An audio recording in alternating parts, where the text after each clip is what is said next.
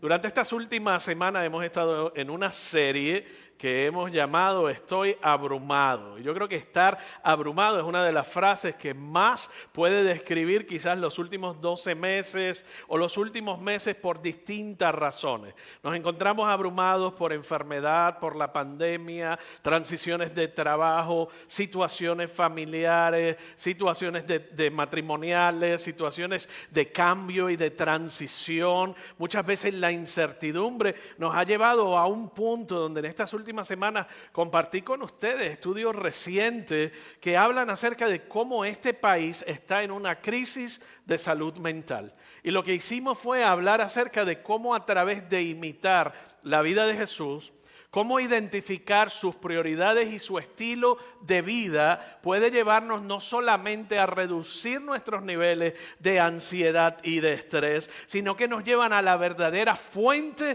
que produce la vida. Y eso es lo que hemos estado hablando en estas últimas semanas, mirando los patrones de vida de Jesús, mirando sus prioridades, lo cual lo llevó a alcanzar su propósito. La primera semana empezamos a hablar acerca de la importancia del ayuno y la oración en la vida de Jesús. La segunda semana hablamos acerca de la importancia de la palabra de Dios en la vida de Jesús. Y la última semana estuvimos hablando acerca de cómo Él honraba a su Padre y vivía en el temor al Señor y se deleitaba en el temor al Señor. Hoy vamos a mirar algo bien práctico, diga práctico.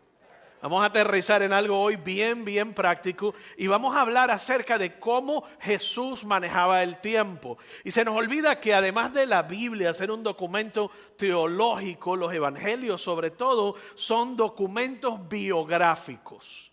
Son documentos biográficos porque describen la vida y los patrones de Jesús. Jesús dejó el cielo, vino a encarnar, es parte de nuestra teología, Jesús encarnado, pero una de las razones por las que vino y encarnó es para mostrarnos cómo ser humanos. Muchas veces nos enfocamos tanto en la divinidad, que es sumamente importante en cuanto a lo que es la eternidad y la salvación del ser humano, pero se nos olvida la importancia de los patrones, las prioridades y cómo Jesús modeló toda su vida, sus 33 años y medio, para ayudarte a ti y a mí a vivir una vida abundante, una vida plena. Él dijo, yo vine a traer vida y vida en abundancia. Y no solo se refería a la dimensión eterna, se refería, yo vine a darte vida en esas áreas de tu vida actual donde hay muerte, donde solo hay muerte. Así que eso es lo que hemos estado viendo hasta ahora. Una de las cosas que podemos ver en los evangelios es cómo Él manejaba el tiempo. Y aunque no vemos a Jesús ni con una agenda, ni con un to-do, ni con plataformas digitales, sí podemos ver cómo Él maximizó su tiempo para alcanzar su propósito. Podemos ver y mirar la productividad de Jesús. Es tal que transformó el curso de la historia con solo 3 años y medio de ministerio. Tenemos que aprender mucho de Él. Nuestra incapacidad para usar sabiamente el regalo del tiempo es una de las principales razones por las que muchos de nosotros estamos estresados y abrumados. En otras palabras, estamos estresados y abrumados porque no estamos haciendo la gestión del tiempo de forma correcta. No estamos manejando el tiempo de forma correcta. Así que vamos a ver 3 lecciones que Jesús nos da y luego vamos a terminar algo súper práctico. La primera, el tiempo en esta tierra es como un tipo de moneda de canjeo. Yo creo que muchas veces nuestra perspectiva y lo que nos ha dejado la cultura como herencia es que miramos el tiempo como algo infinito. Pero cuando nosotros comenzamos a mirar el tiempo como algo que comenzó el día que naciste y de ese día en adelante, cada día tienes menos de lo que tenías anteriormente. Cuando tú miras el tiempo como una moneda de canjeo en cantidad limitada, entonces comienzas a ver el tiempo de forma diferente.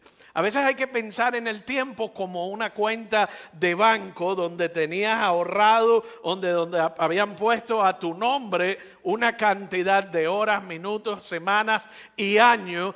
y el conteo regresivo o la cuenta regresiva comenzó. ¿Y por qué esto es importante? Porque Jesús modeló y vivió su vida como que se iba.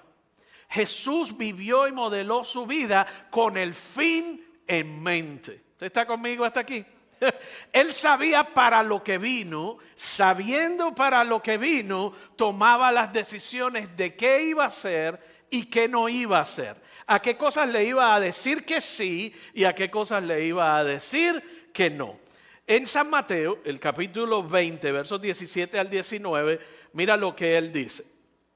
Mientras Jesús subía a Jerusalén, llevó a los 12 discípulos aparte y les contó en privado lo que iba a suceder.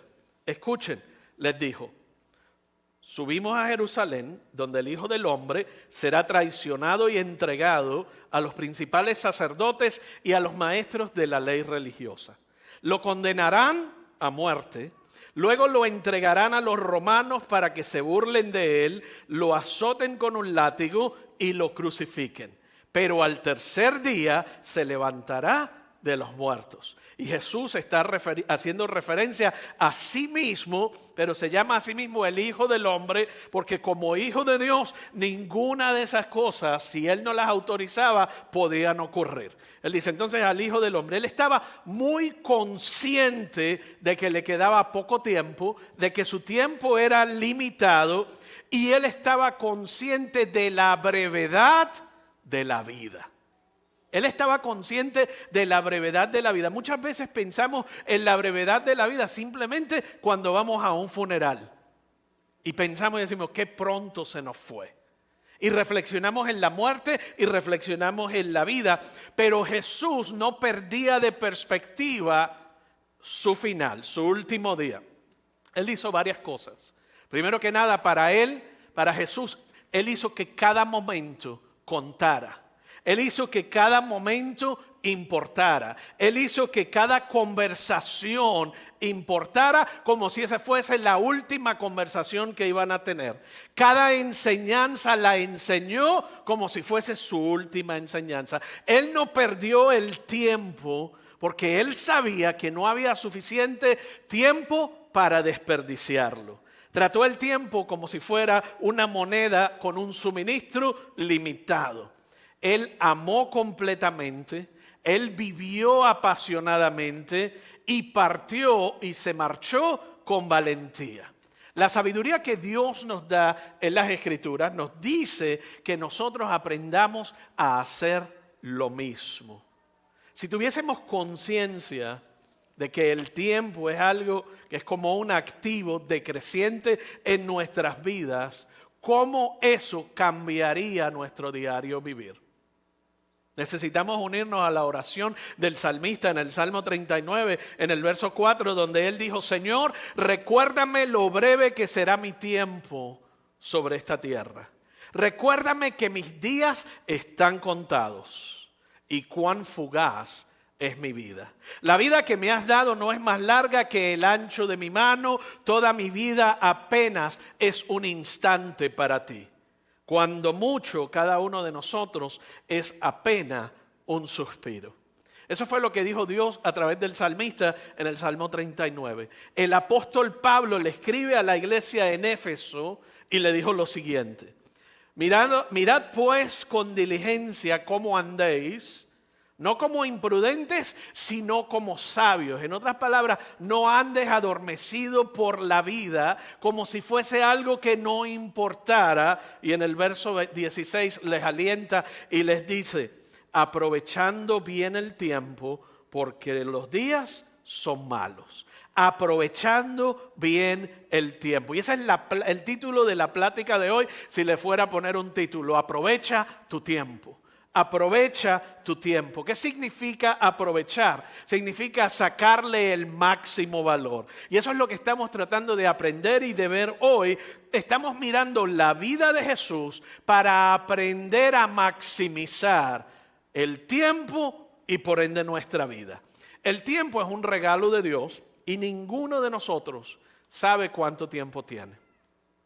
Dios quiere que vivamos con la conciencia constante de que nuestros días en la tierra son limitados. De hecho, en Éfesos 5, de nuevo yo quiero leer de la Nueva Traducción Viviente, otra traducción al español, y dice: así que tengan cuidado cómo viven, no vivan como necios, sino como sabios. Saquen el mayor provecho de cada oportunidad. En otras palabras, aprovecha el tiempo, maximiza el tiempo y aprovecha las oportunidades que te voy a dar. No actúen sin pensar, dice el verso 17, más bien procuren entender lo que el Señor quiere que hagan. En otras palabras, vive tu vida de acuerdo al propósito de Él, identifica el propósito de Dios para tu vida, igual que lo hizo Jesús, y maximiza el tiempo y las oportunidades que tienes delante de ti. Tanto Jesús en Mateo como Pablo en Éfesos están diciendo prácticamente lo mismo. No malgastes tu vida. No malgastes tu vida. Valora tu tiempo como un bien preciado y como un regalo de Dios. El segundo punto es mantenga sus compromisos. Mantenga. El primero te dije, la primera lección de Jesús era: maneja el tiempo como un bien y un regalo. El segundo, mantenga sus compromisos. Y esto parecería que no tiene nada que ver con el manejo o la gestión del tiempo, pero según Jesús, según la ciencia, tiene mucho que ver con el manejo del tiempo. En el Sermón del Monte, una de las enseñanzas que Jesús les estaba dando en aquellos momentos era que tú tienes que cuando des tu palabra y hagas un compromiso, tú cumplas esa palabra y ese compromiso que diste. En Mateo 5, ahí donde está el Sermón del Monte, cuando ustedes digan sí, que sea realmente sí. Y cuando digan no, que sea no. Cualquier cosa de más proviene ¿de quién? Del maligno, ¿verdad? Proviene del maligno. Y esto es bien importante porque en nuestra cultura latina, donde la confrontación muchas veces no es una tendencia colectiva, a veces te preguntan: ¿vas a ir? Sí, yo creo que sí. Usted sabe que no va a ir ni para nadie. Pero sí, yo creo que sí.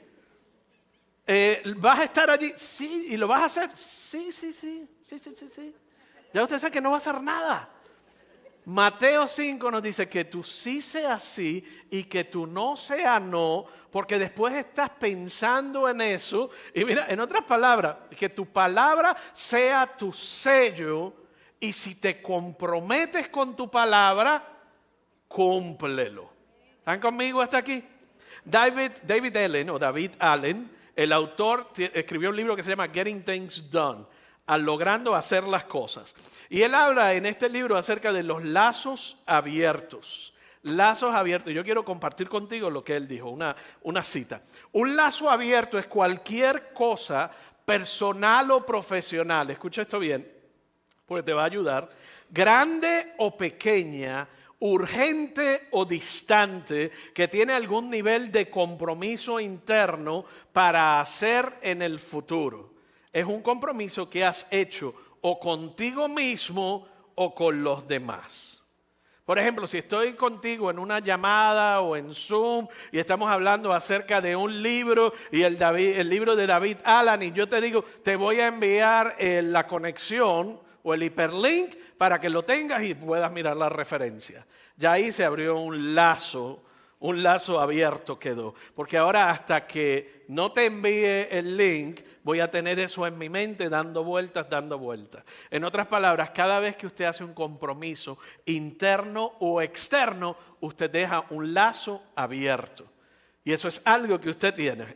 Entonces, el estrés, ¿cómo se relaciona eso al manejo del tiempo? El estrés proviene de acuerdos no cumplidos con uno mismo y con los demás.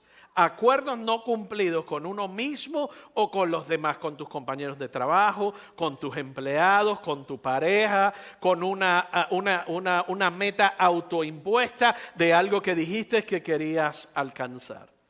Cuando Mozart, el gran pianista, famoso compositor, era joven, él tenía la costumbre de ir de fiesta con sus amistades, y cuando llegaba de regreso a su casa comenzaba a tocar el piano en una escala ascendente, y tocaba todas las notas musicales menos la última. Y lo hacía a propósito porque luego se iba a su cuarto a esperar que su papá saliera del cuarto, porque el papá, aún dormido al escuchar las notas musicales, tenía que completar la escala y se paraba de noche y completaba la escala y luego se regresaba a dormir. Eso es lo que se refiere a tener lazos abiertos. Entonces, él no podía, es cuando algo te falta. Ese es el poder de un lazo abierto sobre ti. ¿Estamos hasta aquí? Cada uno de nosotros ha experimentado lo mismo. Usted oye la radio y una canción que a veces ni le gusta y no se la puede sacar de su mente.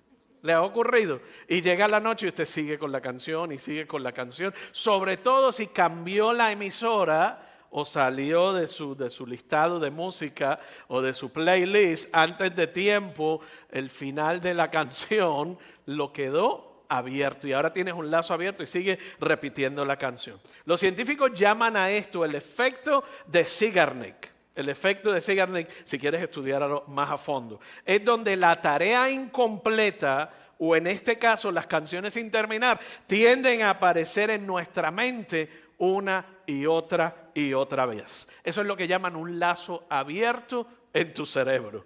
Tener una canción atascada en la cabeza es molesto, ¿sí o no? Pero eso aplica los principios de lazos abiertos a tareas inconclusas que tienes en tu cabeza. Hay gente que no puede dormir porque la cabeza le da vuelta y le da vuelta y le da vuelta todo lo que tenían del día y de la semana. Y en gran medida aumenta los niveles de estrés y los niveles de ansiedad y los niveles de concentración en el trabajo y en la casa. Dios diseñó nuestros cerebros para tener en mente 3 y 4 cosas. Yo creo que a las mujeres como 6 y los hombres como 2. Pero en promedio 3 o 4 cosas. Es lo más que puedes sostener en tu memoria a corto plazo. Así que, esposa, cuando manden los maridos al supermercado, no más de 3 artículos porque el resto no le van a llegar. Entonces, cuando tú te olvidas de recoger tu receta ya, por 4ª vez de la farmacia, no es que eres olvidadizo, es que la ocupación de memoria a corto plazo estaba en otras cosas. De nuevo, el tamaño del compromiso, escucha esto bien, es irrelevante. El tamaño del compromiso no es lo más importante, pero hay buenas noticias. La ciencia muestra que en realidad no tienes que completar la tarea, sino que lo que tienes que hacer es descargar la tarea en algún lugar seguro. Sea un to-do list o una hoja de tareas por hacer, o sea una notita que hagas y lo puedas colocar en algún lugar. Hay gente que duerme con una libreta o un cuaderno cerca de su cama y es la única forma que pueden dormir, porque anotan la idea y ya se ponen a dormir. Pero si no, la idea te va a seguir dando vuelta porque es lo que llaman un lazo abierto. Hasta que no cierre ese lazo, no vas a poder estar tranquilo. El método que usted use no importa. Lo que sí importa es que uses algún tipo de sistema para rastrear tus lazos abiertos. Mira lo que Pablo le dijo a los filipenses en cuanto, obviamente, al tema de lazos abiertos no aparece en la Biblia. Pero la idea, mira lo que dice, no se preocupen por nada. En cambio, oren por todo. Para usted orar por algo, usted tiene que hacer una lista, ¿verdad? Si tú vas a orar por varias cosas, vas a hacer una lista. Díganle a Dios todo lo que necesitan y denle gracia por todo lo que Él ha hecho. Así experimentarán la paz de Dios que supera todo lo que nosotros podemos entender. La paz de Dios cuidará su corazón, y no solo su corazón, sino su mente mientras viva. Pablo te está diciendo, te voy a dar un consejo bien práctico. Todas esas preocupaciones que no te dejan dormir y que han elevado tus niveles de ansiedad a tal nivel que lo estás experimentando físicamente, los niveles de ansiedad, no te preocupes por eso. Lo que tienes que hacer es llévalo al Padre en oración, cada uno de ellos, y eso aliviará tu corazón y aliviará tu mente, porque lo documentaste y cerraste el lazo abierto. Pablo está diciendo, esa es parte de la solución a nuestra ansiedad y al estrés para despejar tu mente. La tercera lección de la vida de Jesús. Alinea tu vida con el propósito y plan de Dios. Alinea tu vida con el propósito y el plan de Dios. Ahí comenzó la conversación hoy y por eso quería trabajar esta última. Al tú alinear tu vida con el plan y el propósito de Dios, esto priorizará tu tiempo y establecerá límites saludables en tu vida. Sabrás a qué cosas debes decir que no y a qué cosas vas a decir que sí. Miremos el capítulo 1 de Marcos y yo quiero señalarte un momento específico en la vida de Jesús donde Él estaba haciendo milagros tras milagros tras milagros y sucede algo que verdaderamente a mí me pareció extraordinario y que nunca lo había contemplado en ese pasaje. Mira lo que ocurre para darte un poco el contexto de lo que está pasando. Después Jesús salió de la sinagoga con Santiago y Juan y fueron a la casa de Simón y Andrés. Y resulta que la suegra de Simón estaba enferma en cama con mucha fiebre. Se lo contaron a Jesús de inmediato. Él se acercó a la cama, la tomó de la mano y la ayudó a sentarse. Entonces la fiebre se fue y ella les preparó una comida. Esa tarde, después de la puesta del sol, le llevaron a Jesús muchos enfermos y endemoniados. Muchos enfermos y endemoniados. El pueblo entero se juntó en la puerta para mirar. Entonces Jesús sanó a mucha gente que padecía de diversas enfermedades, expulsó a muchos demonios, pero como los demonios sabían quién era Él no los dejó hablar. Yo quiero que tú te asegures de entender lo que está ocurriendo aquí. Jesús sana a la suegra de Pedro, se riega la voz por todo el pueblo y empiezan a llegar enfermos, endemoniados, necesitados y Él está está sanando a enfermos hasta altas horas de la noche. Pero mira el próximo verso, el verso 35, y yo quiero que te fijes lo que Jesús hizo y por qué lo hizo. A la mañana siguiente, antes del amanecer, Jesús se levantó y fue a un lugar aislado para orar. ¿Se acuerdan lo que hablamos la primera semana? Una de sus patrones diarios era la oración y lo sostenía para el resto de su vida, de su día, y luego le daba dirección, la oración y sabiduría para enfrentar lo que iba a enfrentar. Más tarde Simón y los otros salieron a buscarlo, se les perdió Jesús, eso ocurría constantemente, se le perdían los discípulos. Cuando lo encontraron le dijeron, todos te están buscando. ¿Dónde te habías metido? Porque todos te están buscando. En otras palabras, todavía se está hablando de lo que hiciste ayer, de lo que hiciste hasta altas horas de la noche y hay enfermos, hay endemoniados y todos te están buscando y quieres que vayas a sanar más enfermos. Mucha gente grave en necesidad.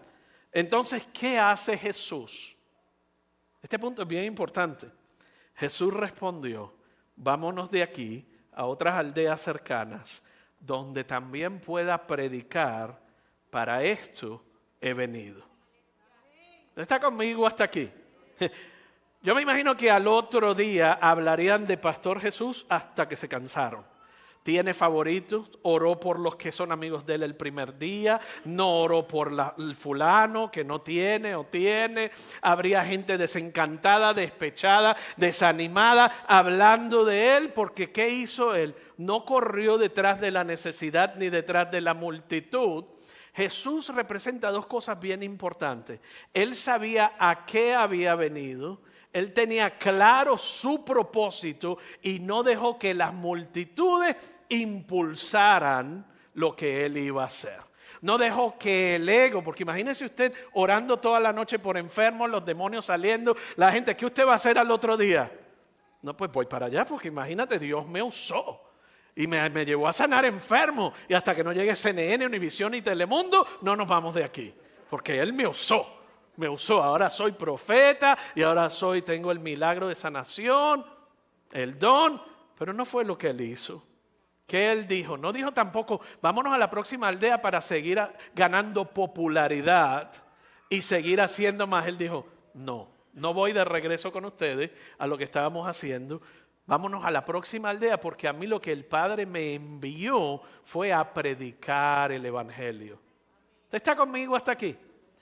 El propósito de su vida lo llevó a tomar las mejores decisiones de su vida. Él vino con un fin en mente, cumplió el fin y además de eso tenía claro la toma de decisiones y manejó su tiempo de acuerdo a qué, al propósito de Dios en su vida. Esto es bien importante porque Jesús entendió el propósito de su vida y el plan de Dios, y esto le permitió tomar la larga lista de cosas. Si usted cree que usted tiene una larga lista de cosas pendientes, imagínese cuántas más tenía Jesús. La larga lista de cosas que podía hacer y priorizar las cosas que sabía que debía hacer para terminar la obra que el Padre le encomendó. Una vez él tuvo sus prioridades claras, su trabajo fue priorizado, él pudo establecer prioridades y se concentró, era tenaz su concentración en lo que debía hacer. Y no solamente es la vida de Jesús, tú miras la vida de personas exitosas y son tenaces y voraces. Yo conozco una líder, una gran mujer y lidera una corporación grande de restaurantes y su tenacidad por la hospitalidad y su tenacidad por el servicio han llevado a esa cadena a expandirse a través de todo el mundo. Y es una de las cosas que tú puedes observar una y otra vez, la simplicidad de su enfoque de vida y la tenacidad. Y lo puedes ver en la vida de Jesús. Y él logró su propósito. En una cultura como la que estamos viviendo, nosotros estamos inundados de opciones. Usted y yo estamos inundados de opciones. La mayoría de ellas son buenas. Kevin Young, quien era pastor y autor, él dijo lo siguiente: las personas en este planeta que terminan sin hacer nada son aquellas que nunca se dieron cuenta de que no podían hacerlo todo. Y esto está buenísimo. Si usted es de los que la gente quiere que la gente siempre lo admire, lo adore, lo quiera, y usted tiene un alto sentido de necesidad de aprobación. Usted sabe lo que quiere decir eso, ¿verdad? Necesito que todo el mundo esté feliz conmigo y por eso quiero siempre decir que sí. Lo que este hombre dijo, Kevin Young, dijo, las personas en este planeta que terminan sin hacer nada son aquellos que nunca se dieron cuenta de que no podían hacerlo todo.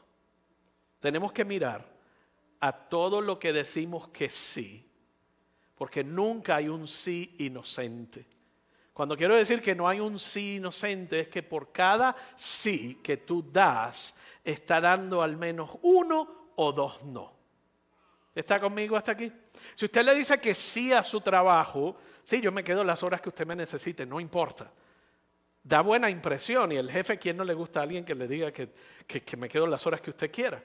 Y una parte es la parte económica, pero muchas veces porque queremos la aprobación del jefe más que la necesidad que tengamos, si ajustamos nuestro estilo de vida. Pero cuando le dijiste que sí a tu jefe, le dijiste que no a tu pareja, le dijiste que no a tu tiempo a solas con Dios, le dijiste que no a tus hijos. Cada sí representa una gran cantidad de no en otras áreas de tu vida. ¿Está conmigo hasta aquí? Entonces, lo que va a definir tu vida más que ninguna otra cosa, más que lo que tú dices que sí, lo que más va a definir tu vida es a lo que tú dices que no. Están calladitos hoy. Hoy no hay mucho aplauso. Hoy me tengo yo que animar en el favor del Señor. Recuerda que no hay un sí inocente. No hay un sí inocente. Por cada cosa que dices que sí, le estás diciendo que no a otra cosa. Por cada cosa, cada sí que das, estás dando un no. Y a lo mejor te preguntarás, pero ¿por qué tenía Jesús que priorizar su tiempo si Él era Dios? ¿Por qué tenía Él que priorizar, establecer prioridades, cuando de un solo golpe Él pudo haber soplado y sanado a todos en la aldea, la suegra y a todos los demás, de una vez? Pero Jesús, mira lo que dijo Pablo a la iglesia en Filipo en el capítulo 2, aunque era Dios, hablando de Jesús, no consideró que ser igual a Dios fuera algo a lo que aferrarse, sino que mira lo que dice el próximo verso. En cambio, renunció a sus privilegios divinos, adoptó la humilde posición de ser un esclavo y nació como un ser humano. En otras palabras, él abandonó sus privilegios divinos, tomó la posición de humano, renunció a sus privilegios divinos y uno de sus privilegios divinos, ¿cuál era? El ser omnipresente, o sea, poder estar en todos los lugares a la misma vez. Dios está en todas partes, en todo el tiempo y en todo momento. Pero el ser humano es limitado y tú y yo somos humanos. Por si no te habías dado cuenta, tú y yo somos humanos, podemos estar en un solo tiempo, en un solo espacio. Es lo que, me voy a robar esta palabra del portugués, es lo que podríamos decir unipresente. No encontré ninguna en español, si usted la encuentra, envíemela. Unipresente, es una palabra en portugués que se utiliza para describir lo contrario a omnipresente. Omnipresente puede estar en todas partes. Unipresente es que solo puede estar en un solo lugar. Y ese era Jesús en aquel momento. Dejó al lado el privilegio de omnipresencia para vivir una vida como tú y yo tenemos que vivirla. Y al hacerlo a menudo decía que no a muchas cosas buenas y nobles que podrían haber sido buenas para todo lo demás, pero habían sido pérdida de tiempo para su propósito.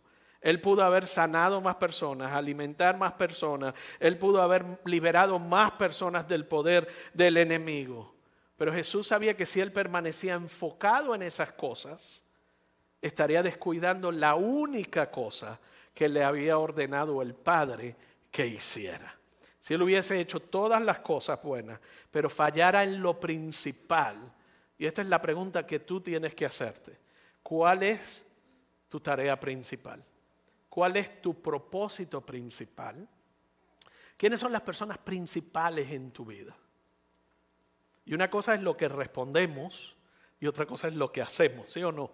Entonces, tiene que haber una congruencia entre lo que dices y lo que haces. Y eso era lo que estaba mostrándonos Jesús en ese momento. Y ya casi estamos por terminar, pero si tú conoces tu propósito divino, tú vas a gastar tu vida. Si no conoces, tu propósito divino, vas a gastar tu vida en cosas buenas, pero en que no son las cosas que Dios necesariamente tiene para ti. Son cosas buenas, pero no necesariamente lo que Dios tiene para ti. En 1963, una iglesia en la ciudad de Nueva York cerró sus puertas por última vez. Cerró sus puertas por última vez. Y uno de los pocos feligreses que quedaba en aquella congregación puso un letrero en la puerta que decía lo siguiente: cerrado, porque no supimos cuál era nuestro propósito. Negocio cerrado, porque nunca supimos cuál era nuestro negocio. Cuando tú pierdes, la iglesia perdió de perspectiva cuál era su propósito, cuál era su negocio, los negocios del Padre, como dijo Jesús. Cuando la iglesia perdió su propósito, terminó cerrada. Cuando tú y yo perdemos nuestro propósito, terminamos en quiebra espiritual, emocional y física. No pierdas tu propósito. No pierdas tu propósito. Vive como si tu tiempo fuese una moneda de canjeo en cantidad limitada. Mantente enfocado en la brevedad de la vida y vive como si te fueras a ir mañana. Mantén tus compromisos y que tu sí sea sí y tu no sea no. Y no le eches la culpa a la cultura. Identifica aquellas cosas. La cultura no siempre está a tono con el evangelio. El evangelio es todo lo contrario a la cultura. Alinea tu vida con el propósito y el plan de Dios y prioriza tiempo y establece límites saludables en tu vida. Los límites son los lindeles, son las cercas que tú vas creando. Cuando usted pone una cerca alrededor de un terreno, ¿para qué lo hace? Para que cosas que no tienen que entrar no entren, ni para que cosas que no tienen que salir salgan. Y muchas veces hay cosas que tenemos que mantener fuera de nuestras vidas, pero por alguna razón no hemos creado límites saludables, y una de esas razones es la adicción a la aprobación. Nos encanta y nos fascina que nos quieran, que nos amen y que digan lo bueno que somos. En el trabajo, en la carrera, en tantas otras cosas, pero estamos olvidando lo importante y el plan de Dios. Vive como si tu tiempo fuera limitado. Quiero darte las últimas cosas bien prácticas y algunas de ellas me han ayudado a mí. Primero, despeja tu mente y cierra las listas de cosas pendientes. Las voy a tirar rápido. Si tienes cámara, tómale una foto, porque no te va a dar tiempo de escribirla. Despeja tu mente y crea, si te interesa, ¿verdad? Crea listas de cosas pendientes y cierra los lazos abiertos. Segundo, identifica tus horas de mayor nivel de energía. Muchas veces tomamos nuestro tiempo de mayor energía, de mayor capacidad, de mayor creatividad para contestar emails, para cortar el césped o para responder llamadas, y en lo que tú eres lo mejor. Escúchame bien, muchas veces la tradición te dice: camino malo se anda ligero, saca todo lo que no quieras hacer y después te concentras en lo que te gusta hacer. Si haces eso, nunca vas a ser excelente en tus talentos, porque simplemente dejaste lo que te sobró para dedicárselo a lo que Dios te dio el talento. Y como tienes el talento, siempre vas a salir bien, pero nunca vas a ser excelente, excepcional, porque estás utilizando tu mejor energía para tus peores tareas. Ya te la dejo ahí para que se asiente. Apaga las notificaciones en las redes sociales. A veces tenemos más notificaciones que amistades verdaderas. Teléfono, plataformas digitales, todo el mundo quiere ahora que tú bajes y descargues su aplicación, ¿sí o no? Y tenemos aplicación hasta de Raimundo y todo el mundo por los 5 centavos de descuento de la tienda que nunca vas a volver jamás. O lo que ibas a comprar que después no compraste, y todo el mundo quiere darte un aviso. ¿Sabes que cada vez que tú experimentas una interrupción, te toma más de 20 minutos en regresar al nivel de concentración anterior? O sea, te la dejo ahí para los que dicen: no, es que yo soy un multitasker, soy un tártaro, un bárbaro, yo soy un multitasker. Los que se celebró tanto en la década de los 90, los científicos han encontrado ningún cerebro tiene la capacidad de ser multitasker y tener el nivel de eficiencia que debes desear alcanzar. Cada vez que tú respondes a una llamada, a una mirada, pasó alguien por el pasillo, te distraíste, te toma 20 minutos para regresar a tu nivel de energía máximo y de concentración máxima. Te la dejo ahí también para que se asiente. Apaga las noticias, te lo he dicho 1000 veces. Lo hablamos mucho durante el 2020, ¿verdad? Apaga las noticias. ¿De qué viven las noticias? De tu ira y de tu miedo. Mientras más miedo puedan infundir en ti, más conectado vas a estar a las noticias, más comerciales pueden vender y más miedo te pueden infundir. Tu cerebro no está diseñado, te dije, para cargar unas 4 cosas, ¿sí o no? Algunas mujeres están diciendo: el mío solo carga una. Pero bueno, 4 cosas. Y ahora nos enteramos del problema en China, en Corea, en Australia, en España, en el país de donde vinimos, el país hacia donde vamos, donde vivimos, el vecindario, y usted se entera de todo el mundo. ¿Cuánto realmente va a afectar eso su vida el día de mañana? Nada. Lo que pasa en China hoy no le va a afectar a usted mañana. Y yo sé que es importante mantenerse al día, pero estoy hablando de un nivel excesivo, donde tengo que ver las noticias, tengo que ver la interrupción, y cada momento estamos mirando a ver si nos estamos perdiendo algo en el mundo, ¿verdad? En inglés está el concepto de FOMO, Fear of Missing Out. Y eso es lo que estamos viviendo a través de las redes sociales. Y por último, una de las ideas bien prácticas, el presidente Eisenhower, él utilizaba lo que hoy se conoce como la caja de Eisenhower. Y esto era lo que él hacía cada vez que venía algo donde él. ¿Esto es urgente o no urgente? ¿Es importante o no es importante? Porque todo el que viene a ti, ¿qué te va a decir? Esto es bien importante. En mi mente yo lo que digo es importante para ti. Yo determino si es importante para mí en este momento. Y eso es lo que te estoy recomendando que tú hagas. Entonces tú determinas: es importante y urgente, pues tengo que incluirlo en mis actividades de esta semana y lo tengo que llevar a cabo de inmediato o el día de hoy.